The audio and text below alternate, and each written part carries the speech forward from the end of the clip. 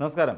SV ജേണലിലേക്ക് ഒരിക്കൽ കൂടി സ്വാഗതം. എപ്പോഴും പറയാറുള്ളത് പോലെ തന്നെ നമ്മുടെ വീഡിയോയുമായി ബന്ധപ്പെട്ടുള്ള നിങ്ങളുടെ അഭിപ്രായങ്ങളും അഭിപ്രായ വ്യത്യാസങ്ങളും കമൻറ്റുകളായി രേഖപ്പെടുത്താൻ മറക്കരുത്. നമുക്ക് വിഷയത്തിലേക്ക് പോകാം. വലിയ ചർച്ചയൊന്നും ഇല്ലായിരുന്നൊരു വിഷയമല്ലേ ഈ നമ്മുടെ വയനാട് പുനരധിവാസവുമായി ബന്ധപ്പെട്ടുകൊണ്ട് എന്നുള്ളത് നമുക്ക് എല്ലാവർക്കും അറിയാം. ഈ പറയുന്ന തെരഞ്ഞെടുപ്പിലൊന്നും വലുതായി ചർച്ചയിൽ വന്നില്ല എന്നുള്ളതാണ്. അതൊക്കെ ഏകദേശം ഇപ്പോൾ വികസനവുമായി ബന്ധപ്പെട്ട കാര്യങ്ങൾ മാത്രം ഇങ്ങനെ പോകുമ്പോൾ കോൺഗ്രസ്സുകാർക്ക് വയനാട് എന്ന് പറയുന്നത് പുട്ടടിക്കാൻ വേണ്ടിയിട്ടുള്ള ഒരു സംഭവമായിരുന്നു, അതൊരു ഗോൾഡൻ ചാൻസ് ആയിരുന്നു എന്നുള്ള വിവരമൊന്നും സത്യത്തിൽ ആരും അത്ര ശ്രദ്ധിച്ചില്ല എന്നുള്ളതാണ് വാസ്തവം. കാരണം കോൺഗ്രസിനെ സംബന്ധിച്ചിടത്തോളം കോൺഗ്രസിനകത്തിലെ പടലപ്പിണക്കവും മുഖ്യമന്ത്രി ആരാകും എന്ന് തുടങ്ങിയ ചർച്ചകളുമൊക്കെ ഭയങ്കര രൂക്ഷമായി നടക്കുന്ന ഒരു സമയം തന്നെയായിരുന്നു. അപ്പോൾ അതുകൊണ്ട് തന്നെ പലരും ഇതും കൂടെ കൊടുത്തിട്ട് ഈ പറയുന്ന പോലെ സ്വതേ ദുർബല പിന്നെ ഗർഭിണി എന്ന് പറയുന്നൊരു അവസ്ഥയിലേക്ക് കൊണ്ടുവന്ന് എത്തിക്കണ്ടല്ലോ എന്ന് കരുതിയിട്ടാവും പലരും പലയിടങ്ങളിലും ഇതൊന്നും വലിയ ചർച്ചയിലേക്ക് കൊണ്ടുവരാതെ പോയി. എന്നാൽ അബിൻ വർക്കി എന്ന് പറയുന്ന ആറന്മുളയിലെ UDF സ്ഥാനാർത്ഥി ഒരു വലിയ മണ്ടത്തരം കാണിച്ചു എന്നുള്ളതാണ് വാസ്തവം. അദ്ദേഹം വന്നിരിക്കുന്നു. പിന്നെ ഇവർ രണ്ടുപേരെയും വീണ ജോർജിനെയും അബിൻ വർക്കിയെയും കൂടെ ഉൾപ്പെടുത്തിക്കൊണ്ടുള്ള ഒരു മുഖാമുഖം പരിപാടി അവരവിടെ നടത്തിയിട്ടുണ്ടായിരുന്നു, അത് പത്തനംതിട്ട പ്രസ് ക്ലബ്ബിൽ. അപ്പോൾ അങ്ങനെ വന്നു കഴിഞ്ഞപ്പോൾ ഇതിലേക്ക് ഉടനെ ഈ വിവരം എടുത്തിടുകയാണ് അബിൻ വർക്ക് ചെയ്തത്. എടുത്തിട്ടുകൊണ്ട് പറയുന്നു, നമുക്കറിയാം ഊരാളുങ്കൽ ലേബർ കോൺട്രാക്ട് സൊസൈറ്റിയുമായി ബന്ധപ്പെട്ടുകൊണ്ട് അവിടെ വലിയ അഴിമതി നടന്നിട്ടുണ്ട്. അതുമായി ബന്ധപ്പെട്ട് ഈ പറയുന്ന ലേബർ സൊസൈറ്റിക്ക് ടെൻഡർ വിളിക്കാതെ അവർക്ക് അതിൻ്റെ കരാർ കൊടുത്തു തുടങ്ങിയ കാര്യങ്ങളൊക്കെ പറയുന്നുണ്ട്. അക്ഷരാർത്ഥത്തിൽ നമുക്കറിയാം ഏകദേശം 800 കോടി രൂപയുടെ വരെ പ്രവർത്തനങ്ങൾ ടെൻഡർ വിളിക്കാൻ നടത്തിക്കൊള്ളാമെന്ന് പറയുന്ന ഒരു നിയമം ഉമ്മൻചാണ്ടിയുടെ കാലഘട്ടത്തിൽ ഉണ്ടായിരുന്നു എന്നുള്ളതൊരു വാസ്തവമാണ്. അപ്പോൾ അതൊക്കെ മറന്നു വെച്ചിട്ടാണ് അദ്ദേഹം ചോദിക്കുന്നത്. അപ്പോഴാണ് പ്രധാനപ്പെട്ട ഒരു ചോദ്യം അവിടെ നിന്ന് ഉയരുന്നത്. ഈ പറയുന്ന കോൺഗ്രസ് പിരിച്ചു എന്ന് പറയുന്ന പണം എവിടെയാണ്? ആ കോൺഗ്രസ് പിരിച്ചു എന്ന് പറയുന്ന പണവുമായി ബന്ധപ്പെട്ട് യൂത്ത് കോൺഗ്രസിൻ്റേതായ സംഭാവന എത്രത്തോളമാണ് എന്ന വിഷയം അവിടെ ചർച്ചയിലേക്ക് വരുന്ന ഒരു സാഹചര്യം ഉണ്ടായി. അപ്പോൾ തന്നെ പറയുന്ന ഒരു പ്രധാനപ്പെട്ട കാര്യം, അത് നിങ്ങളൊരു കാര്യം ചെയ്യുക, നിങ്ങൾ DYFI പിരിച്ച പണം എന്നാണ് കൊടുത്തത് എന്നാണ് ചോദിച്ചത്. അപ്പോൾ അതിൻ്റെ ഡേറ്റ് പറയാൻ പറ്റുമോ എന്നുള്ളതാണ് അദ്ദേഹം ചോദിക്കുന്നൊരു ചോദ്യം. നമുക്കറിയാവുന്നൊരു കാര്യമുണ്ട്, ഇവിടെ DYFI കൊടുത്തില്ല എന്ന് ഈ പറയുന്ന അബിൻ വർക്കിക്ക് പറയാൻ പറ്റില്ല. ഡേറ്റിനകത്ത് മാത്രമുള്ള പ്രശ്നങ്ങൾ മാത്രമാണ്. അതായത് DYFI 20 കോടി രൂപ കൊടുത്തു എന്നുള്ള കാര്യത്തിൽ അബിൻ വർക്കിക്ക് പോലും യാതൊരു സംശയവുമില്ല എന്നുള്ളതാണ് അതിൽ നമ്മൾ മനസ്സിലാക്കേണ്ടത്. കാര്യം കൊടുക്കാൻ വൈകിപ്പോയി എന്നുള്ളത് മാത്രമാണല്ലോ DYFIക്കെതിരായിട്ട് അദ്ദേഹം ഉയർത്തുന്ന പ്രധാനപ്പെട്ട ആരോപണം. നമുക്കറിയാം ഇതേ DYFI ആദ്യഘട്ട വീടുകളുടെ വിതരണ ദിവസം അല്ലെങ്കിൽ നൽകുന്ന ദിവസം, താക്കോല് കൈമാറുന്ന ദിവസം അവിടെ 178 ഗൂഗിൾ TV-കൾ, അതായത് നമ്മുടെ സ്മാർട്ട് TV-കൾ അവിടെ താമസിക്കുന്ന വീട്ടിലേക്ക് പോകുന്നവർക്കായി DYFIക്കാർ കൊണ്ടുവന്ന് എത്തിച്ചു നൽകി. അപ്പോൾ DYFI എന്ന് പറയുന്ന സംഘടനയെ സംബന്ധിച്ചിടത്തോളം നമുക്കറിയാവുന്നൊരു പ്രധാനപ്പെട്ട കാര്യം, അവർ വലിയ കാര്യമായി പണിയെടുത്തിട്ട് തന്നെയാണ് ഈ പണം സ്വരൂപിച്ചത്. ആ പണം സ്വരൂപിക്കുക എന്ന് പറഞ്ഞാൽ നമുക്കറിയാവുന്ന പോലെ തന്നെ ആക്രിപെറുക്കി വിറ്റും പല ചലഞ്ചുകൾ നടത്തിയും ബിരിയാണി ഉണ്ടാക്കി വിറ്റും ഒക്കെ, അതോടെ പച്ചക്കറി വരെ അവർ പറിച്ചു കൊണ്ടുപോയി വിറ്റിട്ട് അതിൽ നിന്ന് കിട്ടിയ ലാഭം ഉപയോഗിച്ചുകൊണ്ട് ഒരു ചലഞ്ചുകൾ നടത്തിക്കൊണ്ടാണ് സത്യത്തിൽ ഈ പണം അത്രയും അവർ സ്വരൂപിച്ചത്. ഈ പറയുന്ന TV കൊണ്ടെത്തിക്കുന്ന സമയം വരെയും അവർ അങ്ങനെ തന്നെയാണ് ഓരോ കാര്യങ്ങളും ചെയ്തുകൊണ്ട് പോയത്. അപ്പോൾ അങ്ങനെ ഉള്ള ഒരു കാര്യത്തിലാണ് ഇപ്പോൾ അബിൻ വർക്കി വെല്ലുവിളിച്ചത്. എന്നാൽ അബിൻ വർക്കിയെ സംബന്ധിച്ചിടത്തോളം ഈ പറയുന്ന ചില കാര്യങ്ങൾ അബിൻ വർക്കി പറയേണ്ടതുണ്ട്. യൂത്ത് കോൺഗ്രസ്സുകാർ പിരിച്ചോ? സത്യസന്ധമായി പറയണം. അതിൽ പറയുന്നത് 1 കോടി 5 ലക്ഷം രൂപ പിരിച്ചു എന്ന് പറയുന്നു. അത് ആരൊക്കെയോ ചില ഇത് കാണിച്ചിട്ടുണ്ട്, വേറെ എവിടേക്കെങ്കിലും ആ പണം പോയിട്ടുണ്ടോ എന്നുള്ള കാര്യം നിങ്ങൾ ഇതൊക്കെ കണ്ട് പിന്നെ അക്കൗണ്ട് സ്റ്റേറ്റ്മെൻറ്റ് കണ്ട് ബോധ്യപ്പെട്ടതല്ലേ എന്നൊക്കെ ചോദിക്കുന്നുണ്ട്. സംഭവം ശരിയാണ്, നിങ്ങൾ അക്കൗണ്ട് കണ്ട് ബോധ്യപ്പെട്ടു. ഈ പണം അക്ഷരാർത്ഥത്തിൽ ഇത്ര മാത്രമേ 1 കോടി 5 ലക്ഷം രൂപ മാത്രമാണോ പിരിഞ്ഞ് കിട്ടിയത്? അല്ല. ഇവരെ പറഞ്ഞത് ഇവർക്ക് കൊടുത്തിരിക്കുന്ന ടാർഗറ്റ് അനുസരിച്ച് പണം നൽകാത്ത ഈ പറയുന്ന പിന്നെ യൂത്ത് കോൺഗ്രസിൻ്റെ മണ്ഡലം കമ്മിറ്റികൾക്കെതിരെ നടപടി ഉണ്ടാകുമെന്നുള്ള കാര്യം രാഹുൽ മാങ്കൂട്ടത്തിൽ എന്ന് പറയുന്ന അന്നത്തെ യൂത്ത് കോൺഗ്രസിൻ്റെ സംസ്ഥാന അധ്യക്ഷൻ പറഞ്ഞിരുന്നു. എന്നാൽ ഏതൊക്കെ മണ്ഡലം കമ്മിറ്റികൾക്കെതിരെയാണ് പണം പിരിച്ചു കൊടുക്കാത്തതിൻ്റെ പേരിൽ നടപടിയെടുത്തത് എന്നുള്ളതിനെക്കുറിച്ച് ഈ രാഹുൽ മാങ്കൂട്ടത്തിലോ അല്ലെങ്കിൽ അബിൻ വർക്കിയോ പറയുന്നുണ്ടോ? അതിൻ്റെ അർത്ഥം 2.5 കോടി രൂപ വീതം ഓൾമോസ്റ്റ് എല്ലാ മണ്ഡലങ്ങളിൽ നിന്നും പിരിച്ചെടുത്തു എന്നുള്ളതാണ് വാസ്തവം. അതായത് പണപ്പിരിവ് നടന്നിട്ടുണ്ട്, എല്ലാ മണ്ഡലം കമ്മിറ്റികളിൽ നിന്നും അവരെ കൊണ്ട് കഴിയാവുന്നത്രയും പണം പിരിച്ചു കൊടുത്തിട്ടുണ്ട് എന്നുള്ള വാസ്തവം തന്നെയാണെന്നേ. അപ്പോൾ അങ്ങനെയാണെന്നുണ്ടെങ്കിൽ അത് വാസ്തവമല്ല, അവർ പിരിച്ചു കൊടുത്തിട്ടില്ല എങ്കിൽ തീർച്ചയായിട്ടും ഈ പറയുന്ന യൂത്ത് കോൺഗ്രസിൻ്റെ സംസ്ഥാന അധ്യക്ഷനായിരിക്കുന്ന രാഹുൽ മാങ്കൂട്ടത്തിൽ നടപടി എടുക്കുമായിരുന്നു. എത്ര നേതാക്കന്മാർക്കെതിരെയാണ് നടപടി എടുത്തിട്ടില്ല. അതിൻ്റെ അർത്ഥം എല്ലാ പിന്നെ മണ്ഡലം കമ്മിറ്റിയും അവരുടെ ടാർഗറ്റ് അനുസരിച്ചുള്ള പണം പിരിച്ചു കൊടുത്തിട്ടുണ്ട് എന്ന് തന്നെയാണ് അതിൻ്റെ അർത്ഥം. പിന്നെ മറ്റൊരു കാര്യം, ഈ DYFI കൊടുത്തു എന്ന് പറയുന്നത് 20 കോടി കൊടുത്തു കഴിഞ്ഞിരിക്കുന്നു. ഓരോ ഘട്ടങ്ങളിലായിട്ടാണ് ഈ പണം കൊടുത്തത് എന്നുള്ള കാര്യം വസീഫ് തന്നെ വ്യക്തമാക്കുകയും ചെയ്യുന്നുണ്ട്.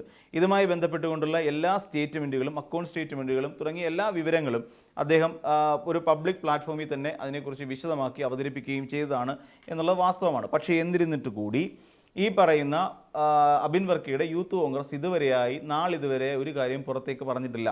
തന്നെയുമല്ല, പല ഘട്ടത്തിലും ഇപ്പോൾ OJ ജനീഷ്, ഇപ്പം സ്ഥാനാർത്ഥിയായി നിൽക്കുന്ന OJ ജനീഷ് അടക്കമുള്ളവർ സർക്കാരിൻ്റെ വീട് വരുമ്പോൾ ഞങ്ങളുടെ വീടും വരുമെന്ന് പറഞ്ഞുകൊണ്ട് ലോകത്തിലേക്കും വെച്ച് ഏറ്റവും വലിയ മഠയത്തരം വിളിച്ചു പറഞ്ഞ ഒരു നേതാവായി മാറുകയും ചെയ്തു. അങ്ങനെ മാറ്റി തീർക്കുകയും ചെയ്തു. അപ്പോഴും ഈ പറയുന്ന പണവുമായി ബന്ധപ്പെട്ടോ അവരുടെ വീട് പണി എന്ന് തുടങ്ങുന്നതിനെക്കുറിച്ചോ ഇവർക്ക് ആർക്കും യാതൊരു ധാരണയില്ല. എൻ്റെ പൊന്ന് അബിൻ വർക്കി, ഒരു കാര്യം മനസ്സിലാക്കുക.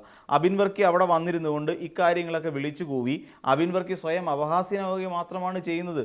കാര്യം നിങ്ങൾ, അല്ലെങ്കിൽ യൂത്ത് കോൺഗ്രസിനെ സംബന്ധിച്ചിടത്തോളം കേരളത്തിലുണ്ടായ ഈ ഒരു ദുരവസ്ഥ എന്ന് പറയുന്നത് അവർക്ക് പണം പിരിക്കാൻ വേണ്ടിയിട്ട് ഉള്ള ഒരു ഗോൾഡൻ ചാൻസ് ആയിരുന്നു. നിങ്ങളുടെ മുതിർന്ന നേതാവായ തിരുവഞ്ചൂർ തന്നെ പറഞ്ഞിട്ടുണ്ടല്ലോ, ഇനിയും പ്രളയവും കോവിഡും ഒക്കെ വരുമല്ലോ, അന്നേരം ഞങ്ങൾ കാണിച്ചു തരാം എന്ന് പറയുന്ന ഒരു രീതിയുണ്ടല്ലോ. അപ്പം എന്ന് വെച്ച് കഴിഞ്ഞാൽ ഈ രീതിയിൽ ഇതിനെയൊക്കെ ഇവിടെ ഉണ്ടാകുന്ന ഓരോ കാര്യങ്ങളെയും അവർക്ക് വേണ്ട പണപ്പിരിവിന് വേണ്ടിയിട്ടും ആ പണം പിരിച്ചെടുത്തുകൊണ്ട് അല്ലെ നേതാക്കന്മാർക്ക് പുട്ടടിക്കാനും വേണ്ടിയിട്ട് മാത്രമുള്ള ഒരു സംവിധാനം മാത്രമായി മാറുന്നു എന്നുള്ളതാണ് ഇതിൽ നമ്മൾ മനസ്സിലാക്കേണ്ടത്. ഇതുമായി ബന്ധപ്പെട്ടുകൊണ്ട് ആപ്പ് ഉണ്ടാക്കിയല്ലോ, ആപ്പിൻ്റെ അവസ്ഥ എന്തായി? അപ്പം ഇപ്പം ഇതിലൂടെ വലിയൊരു പ്രശ്നം ഉണ്ടാകാൻ പോവാണ്. ഇതുവരെ മിണ്ടാതിരുന്ന DYFIക്കാർ ഇപ്പോൾ ഇറങ്ങിയിട്ട് വീടെവിടെ കോൺഗ്രസ്, ആപ്പെവിടെ കോൺഗ്രസ് എന്ന് പറയുന്ന ഒരു മുദ്രാവാക്യം ഉയർത്തിക്കൊണ്ട് അവർ വലിയ ക്യാമ്പയിൻ സംഘടിപ്പിക്കാൻ പോവുകയാണ്. തീർച്ചയായിട്ടും അറിയേണ്ട കാര്യമല്ലേ അത്? ജനമറിയണ്ടേ, പൊതുജനം അറിയണ്ടേ? ഇവിടെ സർക്കാരിൻ്റെ പണം ഉപയോഗിച്ചുകൊണ്ട് സർക്കാരിലേക്ക് CMDRFിലേക്ക് ഒരു രൂപ പോലും നിക്ഷേപിക്കരുത് എന്ന് ഇവിടെ ഒരു വലിയ എന്താ പറയുക ക്യാമ്പയിൻ നടത്തിയത് പാർട്ടി കോൺഗ്രസ്സാണ്.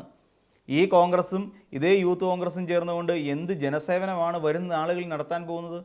വയനാട്ടിലെ ജനങ്ങളുടെ കഞ്ഞിയിലടക്കം മണ്ണ് വാരിയിടുന്ന സമീപനമല്ലേ നിങ്ങൾ നടത്തിയത്? അന്ന് തന്നെ അവിടെ ഏതോ ഒരു സ്വകാര്യ ടീമുകൾ കൊണ്ട് വിതരണം ചെയ്ത ബ്രെഡിൽ പൂപ്പൽ പിടിച്ചിരിക്കുന്നു എന്ന് പറഞ്ഞുകൊണ്ട് നിങ്ങൾ ഉണ്ടാക്കിയ വിവാദം നമുക്ക് മറക്കാൻ കഴിയുന്നതല്ല. അത് സർക്കാർ വിതരണം ചെയ്ത ബ്രെഡിലാണ് പൂപ്പൽ ഉണ്ടായിരുന്നത് എന്ന് വരുത്തി തീർത്തുകൊണ്ട് മാധ്യമങ്ങളെ അടക്കം വിളിച്ചുകൊണ്ട് സർക്കാരിനെ കുറ്റപ്പെടുത്തുകയാണ് ചെയ്തത്. ഇപ്പോൾ നമ്മൾ ആലോചിച്ചു, വിശ്വോത്തര മാതൃകയിലുള്ള, ലോകോത്തര മാതൃകയിലുള്ള ഒരു ടൗൺഷിപ്പ് പ്രോജക്റ്റ് സർക്കാരിന് ജനങ്ങൾക്ക് നൽകാൻ കഴിഞ്ഞു. രാഹുൽ ഗാന്ധി 100 വീട് വെക്കുമെന്ന് പറഞ്ഞു. എവിടെയാണ് രാഹുൽ ഗാന്ധിയുടെ 100 വീടിനുള്ള പണമെങ്കിലും ഈ കോൺഗ്രസിൻ്റെ കയ്യിലുണ്ടോ? ഇല്ല. ഇവിടെ നമ്മൾ ആലോചിച്ച് നോക്കുമ്പോൾ 350 കോടി രൂപയോളം ഈ പറയുന്ന നമ്മുടെ കോൺഗ്രസിൻ്റെ അക്കൗണ്ടിലേക്ക് വന്നതായി പറയുന്നുണ്ട്. ആ വന്ന തുക എന്നാൽ എവിടേക്ക്, എന്തിനൊക്കെ ചെലവഴിച്ചു? ആ വീട് നിർമ്മാണത്തിന് വേണ്ടി അതിലെ ഒരു നയാ പൈസ എടുത്ത് ചെലവഴിച്ചിട്ടുണ്ടോ? ഇതും ജനം അറിയേണ്ട കാര്യമല്ലേ? അപ്പം 350 വന്നിട്ടുണ്ട് എന്ന് പറയുന്നു.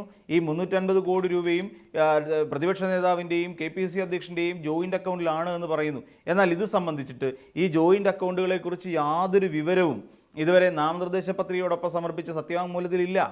പ്രതിപക്ഷ നേതാവിന് പലയിടങ്ങളിലായി 10 ബാങ്ക് അക്കൗണ്ടുകളും ഈ പറയുന്ന അധ്യക്ഷനെ സംബന്ധിച്ചിടത്തോളം അധ്യക്ഷന് സണ്ണി വക്കീലിന് പല ഭാഗങ്ങളിലായി 7 ബാങ്ക് അക്കൗണ്ടുകളുമുണ്ട്. അതിലെല്ലാം അത്യാവശ്യം പണവുമുണ്ട്. ഈ പണം എന്നാൽ ഇവർ രണ്ടുപേരും ചേർന്നെടുത്തിട്ടുള്ള ഒരു ജോയിൻ്റ് അക്കൗണ്ട് സംബന്ധിച്ച് യാതൊരു വിവരങ്ങളും ഇവർ കൊടുത്ത അഫിഡവിറ്റിനുള്ളിലില്ല.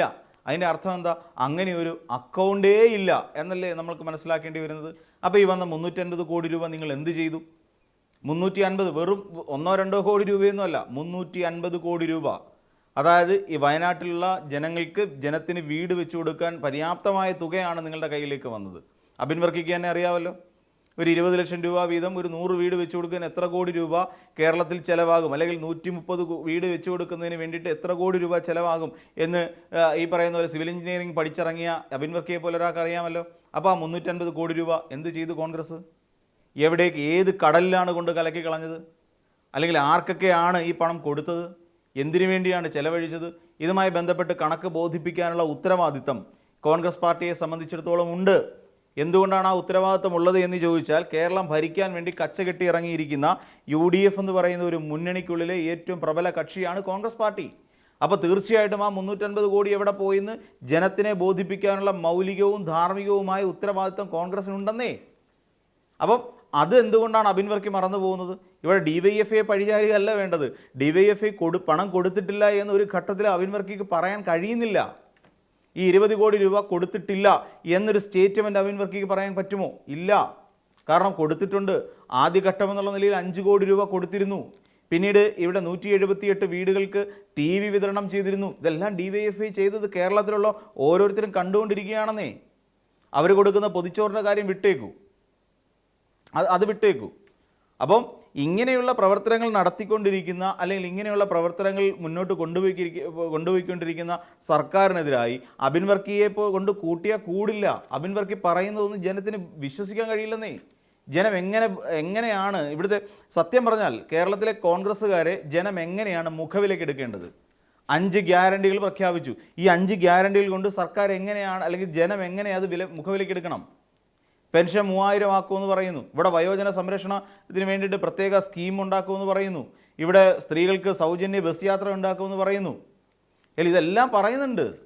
അവിടെ ഇപ്പോൾ ഇവിടെ പിന്നെ ആരോഗ്യ സംരക്ഷണത്തിന് വേണ്ടിയിട്ട് 25 ലക്ഷം രൂപ പ്രതിവർഷം എന്നുള്ള കണക്കിൽ അവർക്ക് കൊടുക്കുന്നുണ്ട് ആരോഗ്യ ഇൻഷുറൻസ്. ഇതെല്ലാം ശരി തന്നെ. പക്ഷേ ഇതൊക്കെ എങ്ങനെ നടപ്പിലാക്കും?